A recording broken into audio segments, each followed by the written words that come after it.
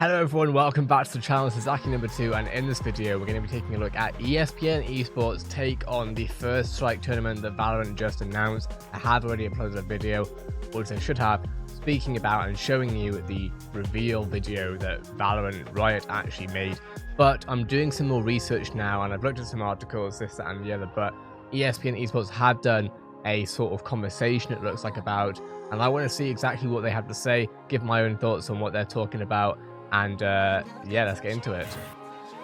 Tyler Erzberger and Ardo Cal for ESPN Esports. We now have more information on an officially Riot-sanctioned VALORANT tournament event that will be going on until the end of 2020. Of course, the Ignition series has wrapped up, but now we have First Strike. The press release is officially out there, Tyler. Let me read one paragraph that gives you a little bit of detail on exactly what we have to look forward to as regional champions will be crowned in VALORANT across the globe.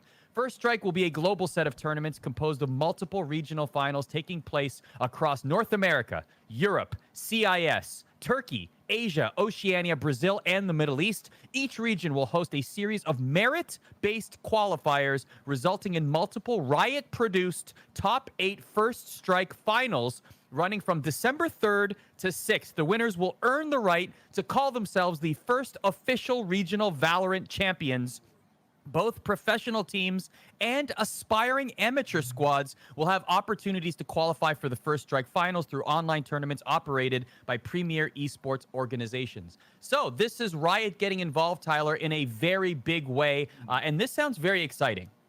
Yeah, it's actually it's interesting. It's the best we can hope for during these COVID times, right? Where in a world where the global pandemic wasn't a thing, where travel was much more easy for all these regions, Brazil, North America in particular, to travel around the world, hold events, big events, tentpole events, then we would be looking more at like a mini world situation here. But with travel being difficult and without having a gigantic arm kind of pushing it like the World Championship for League of Legends, it's almost impossible to do a major LAN event right now for VALORANT.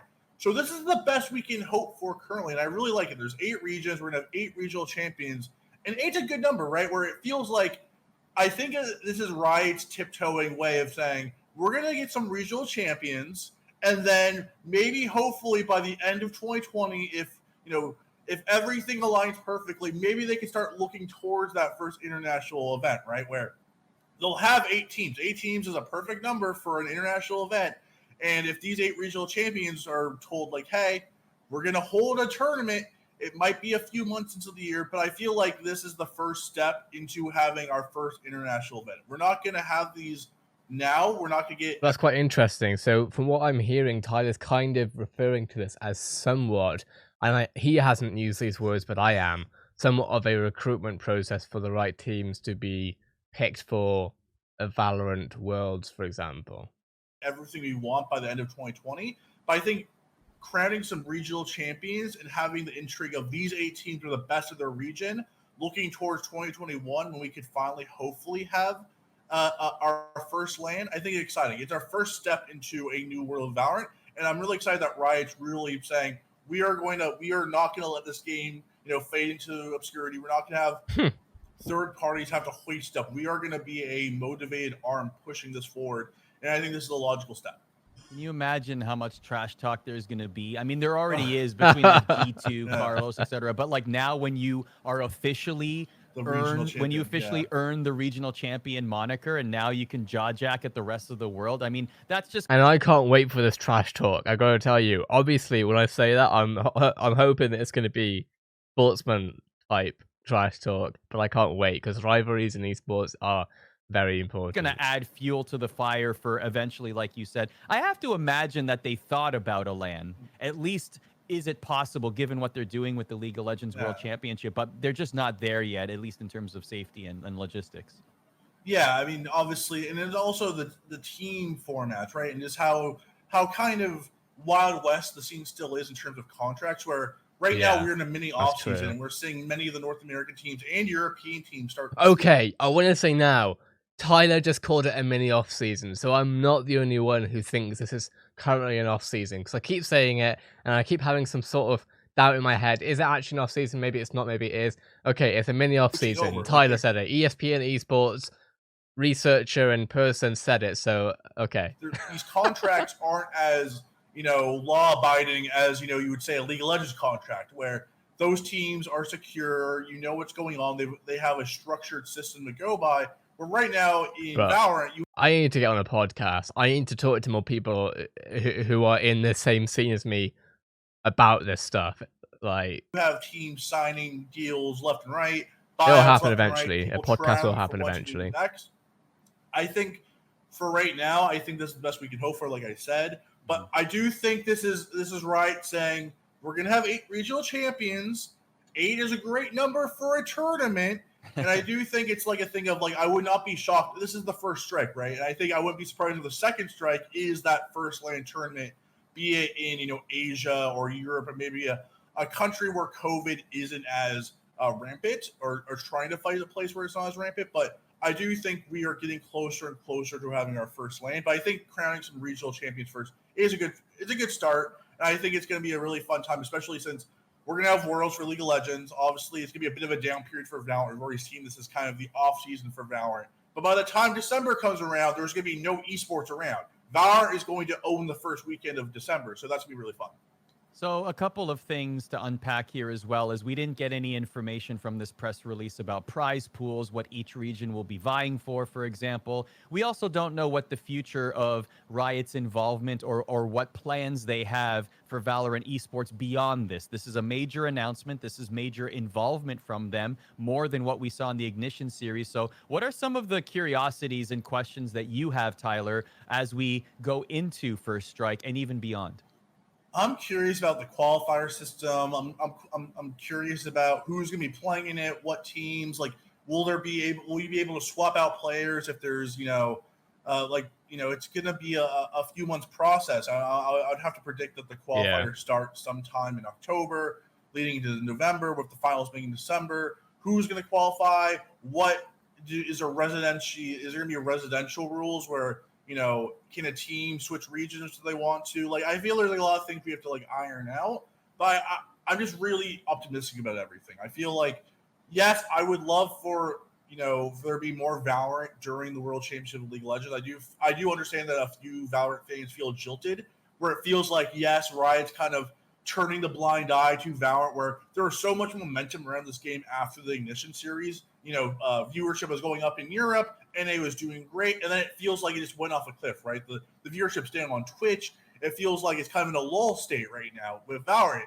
I hope that the First Strike tournament and just kind of the allure of it and the excitement and the optimism brings it back up and starts getting these teams, 100 Thieves and T1 and all these teams to like solidify their rosters. But I do understand that, like, it's a weird time for Valorant right now. It's a really awkward time where there was so much momentum, and then it was a dead stop with the Ignition series kind of ending, and now it's kind of just a trickle of tournaments here and there in Japan, Europe, NA, where we really haven't seen even the top teams like TSM, Sentinels play in a few weeks now. And it really does feel like an off-season period when we really didn't even have a season to begin with, where it feels like we were just getting started in Valorant, and then we had just a drop-off, and now we're kind of in a lull. I'm curious to see the format as well. I hope that there's been some really good formats in the Ignition series. There's also been some lackluster formats that really left you wanting more. So I hope that it is standard across all regions, that we see like an open format, maybe double elimination. I don't know. There's a lot of questions that people will have. Map advantage versus what kind of system, Swiss formats versus double elimination groups, or just round robin formats. We don't have any of this information, but we can only speculate. The FaZe Clan tournament, we always point to that as being like the standard for organization. So last question here, Tyler, in terms of the Ignition series and just some of your takeaways. I know that you said that we fell off a cliff. Obviously, we're in a lull right now in an off season. But when you look back at the Ignition series, what were some of the positives and challenges that you took away from that era of Valorant esports? I think we're going to look back at the Ignition series as a B+. I think everything Valorant has done so far has been a very big B+, where it feels like everything has gone well. Everything from Europe to Japan to Brazil, even South Korea, which hasn't, picked up as much as some of the other regions. I agree with that. North America, it's all been really, really good. And it feels like, I think there's been some B+ and some A-. And, Pack Arena individuals, those are like A+ events. But I think overall, everyone's going to look at the start of Valorant and being like, this was a really good foundation. It's been a great foundation, but it hasn't taken over where you can just kind of put your hands off and be like, hey, third parties, take your time. Riot needs to, prop this up. It needs to push the game more. And obviously, COVID and everything kind of dilutes that, where it's not as easy as being like, snap your fingers, let's hold a big international tournament on land with $1 million prize pool and kind of kickstart it, where it does need that nurturing, right? And right now, I think people are saying, what's next? We need something next. We need something to excite us about Valorant, because like Valorant fans aren't necessarily League of Legends fans. Just because Worlds is going on doesn't mean they want to watch Worlds. They want to watch Valorant. And I think Riot, with the first strike tournament and the qualifiers that'll be going on, is going to hopefully sustain these fans. But I think we're going to look back at the Ignition Series tournament and say it was a really good start.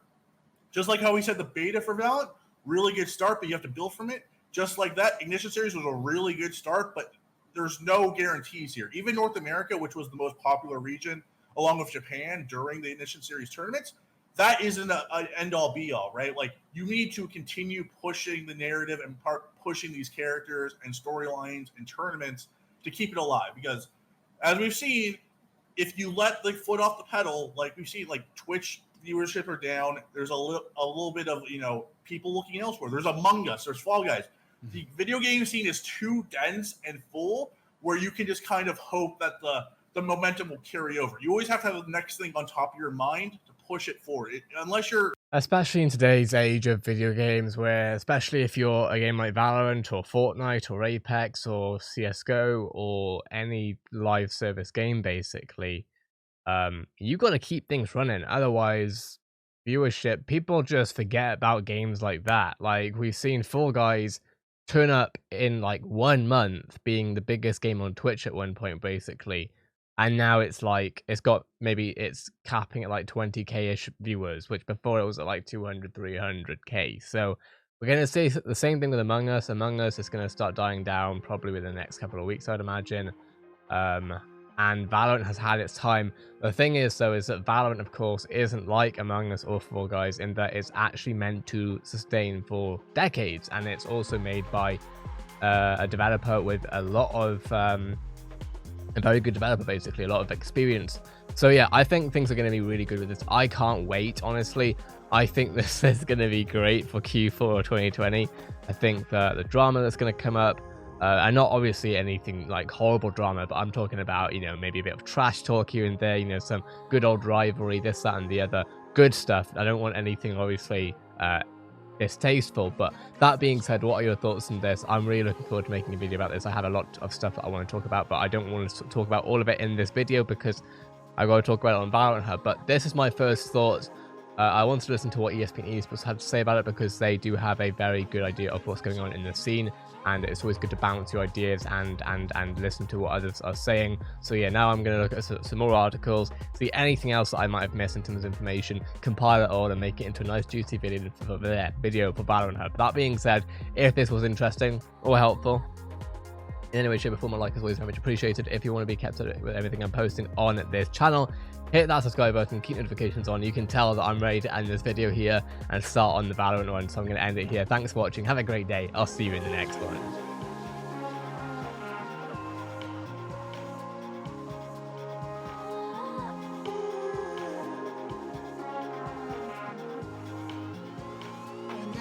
Champion.